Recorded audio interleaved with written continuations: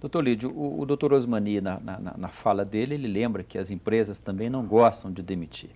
Mas isso me parece que é uma questão recorrente. Toda vez que surge uma crise, uma das primeiras decisões tomadas pelas empresas é reduzir pessoal. O senhor tem sentido isso na sua militância como advogado trabalhista?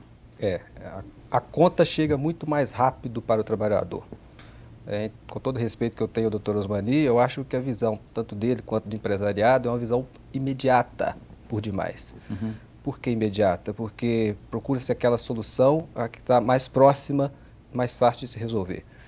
Porque essa questão de dispensa de empregado, de outras questões mais, poderiam ter sido tratadas antes. Uhum. Nós tivemos caso agora recente, eu tive a oportunidade de ver, antes agora de ingressar no estúdio, que um tribunal de São Paulo anulou uma dispensa em massa produzida por uma empresa lá da região de Osasco. Quer dizer, o direito de dispensar, ele está atribuído sim ao empregador, mas todo direito deve ser contido ao abuso. Então essa visão imediata do empresariado de tentar resolver a crise com uma tacada única, ou se passar a conta tanto para o trabalhador ou até para o próprio governo, eu acho que ela está equivocada. Acho que a crise ela tem que ser evitada. É claro que a gente não pode se evitar problemas sempre ocorrerão, tanto na vida pessoal quanto na vida pública, na vida social, mas a questão da dispensa, ela já deveria ter sido regulamentada antes de se estabelecer a crise, regulamentando essa dispensa arbitrária. Mas com o fundo de garantia, a criação do fundo de garantia, não basta a empresa pagar a multa e ponto final, ela não precisa justificar nenhum tipo de demissão? Essa decisão do TRT de São Paulo trouxe algum elemento novo nessa discussão, doutor Lídio? Eu penso que é inovadora essa decisão, justamente por isso, porque essa dispensa em massa, ela causa um grande problema para a sociedade. E ela, ao que parece, ela foi promovida sem qualquer discussão, sem qualquer debate anterior, sem qualquer participação do sindicato ou sem qualquer motivação. Então, esse abuso, a princípio, ele foi contido pela Justiça do Trabalho, eu acho que devidamente contido pela Justiça do Trabalho, e até para se mostrar um norte para o empresariado. Vamos dizer o seguinte, não basta dispensar, a solução não é a dispensa. O direito de demitir não é ilimitado. Exatamente, acho que qualquer direito deve ser contido a qualquer abuso que for praticado. Doutor Antônio Neves, o que o senhor... o senhor teve conhecimento já dessa decisão do TRT de São Paulo, mesmo pelos jornais? Antes, você me permite só complementar a minha resposta anterior? Pois não. Porque eu estava dizendo a questão do ideal, que seria a autocomposição das partes. Mas o que a gente verifica, em grande parte, não é essa autonomia do sindicato, não é essa igualdade de posições na negociação. Ainda mais num tempo de crise, em que estamos falando em preservação de empregos e tudo mais, o medo do desemprego às vezes força um acordo que não seja tão...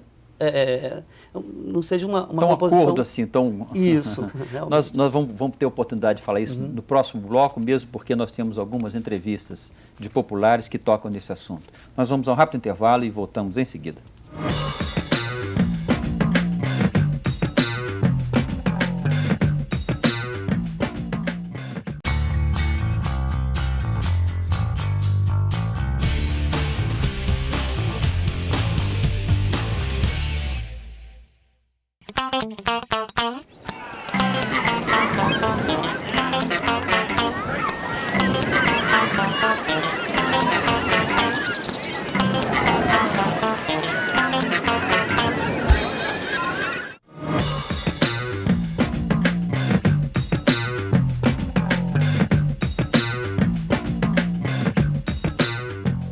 O Via Justiça está de volta discutindo as possibilidades e os impedimentos legais para os acordos de redução de jornada de trabalho e de salários.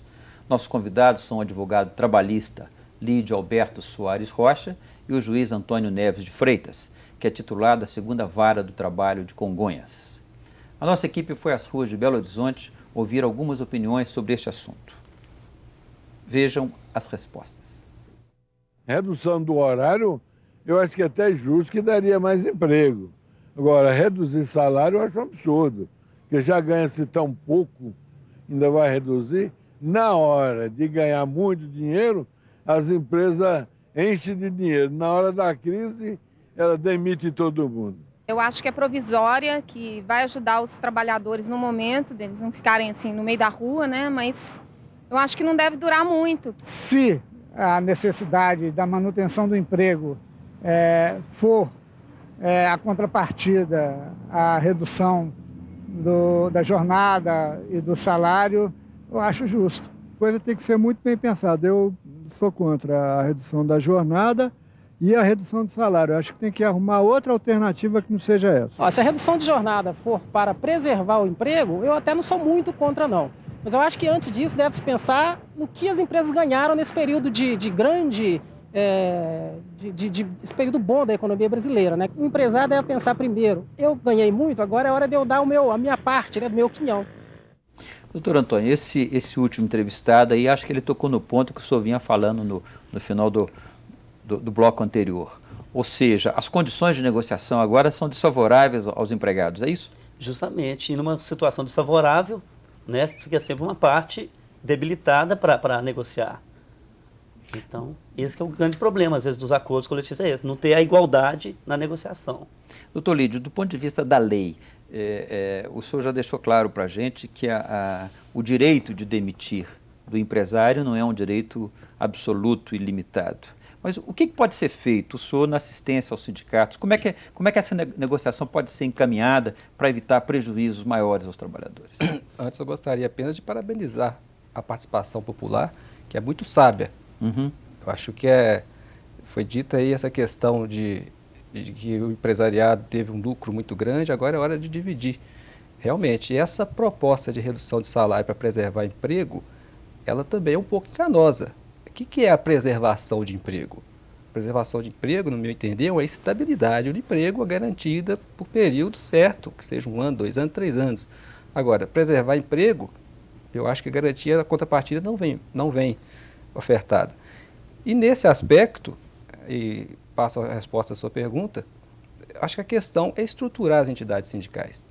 Elas têm que ter esse preparo de negociação e eficiente nessa negociação e para resistir a essa pressão momentânea.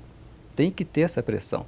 Uhum. Agora, nós estamos vendo aí, com raríssimas exceções, que as entidades sindicais não estão preparadas. Como não estavam preparadas para negociar nas épocas boas, por via direta, há de se deduzir que também nessa época ruim agora também pode ser haver uma precarização também nessa negociação. O senhor está falando em negociar na época boa. Eu me lembro que no auge do espetáculo, do crescimento, uma central sindical, pelo menos, chegou a propor que houvesse uma redução legal. A jornada de trabalho semanal nossa ainda é de 44 horas, né? Legal. E houve uma proposta para que ela fosse reduzida para 40 horas. E essa proposta não teve, não teve respaldo. Progresso nenhum. Não teve avanço nenhum.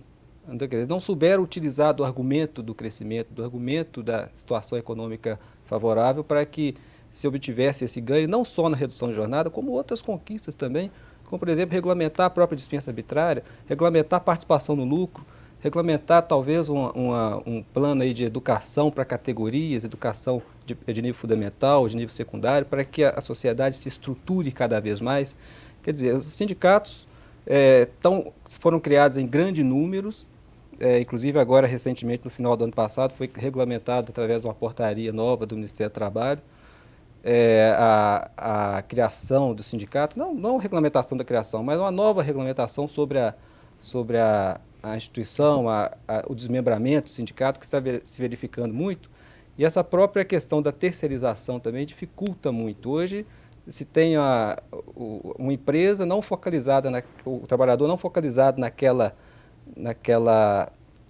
produção única, está tudo fracionado e os trabalhadores estão representados de forma fracionada também. Isso dificulta a mobilização. Ou seja, dentro de uma mesma empresa você acaba tendo vários sindicatos. 5, 6, 7, 8 sindicatos representando aqueles trabalhadores. Se com um sindicato a dificuldade é muito grande, imagina de forma pulverizada como está sendo verificado hoje.